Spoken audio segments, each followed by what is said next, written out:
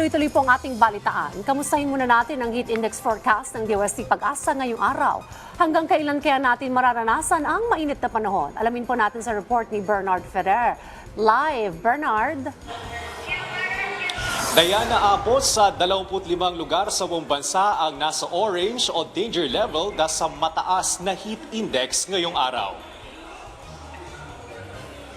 Sa forecast ng DOST Pag-asa, posibleng maitala ang 45 degrees Celsius na heat index sa Dagupan City, Pangasinan, Virac, Catanduanes at Rojas City, Capiz.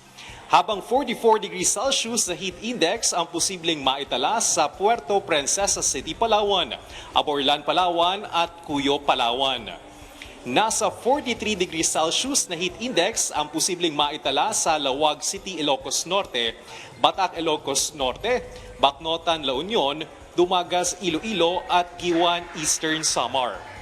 Posible namang maitala ang 42 degrees Celsius na heat index sa Sinait, Ilocos Sur, Iba, Zambales, Clark Airport, Pampanga, Muñoz, Nueva Ecija, Subic Bay, Olongapo City, San Jose Occidental, Mindoro, Legazpi City, Albay, Masbate City, Masbate, Pili, Camarines Sur, Mambusaw, Capiz, Iloilo City, Iloilo, Catarman, Northern Samar at Dipolog, Zamboanga del Norte. Samantala sa Metro Manila, posibleng umabot sa 40 hanggang 42 degrees Celsius ang maitalang heat index. Dayan, papunta na sa neutral condition ang panahon sa bansa kung saan asahan na nasa normal level ang pag-ulan. Tinatayang 80% ang tiyansa nitong mangyari mula Mayo hanggang Hunyo. Balik sa iyo, Dayan.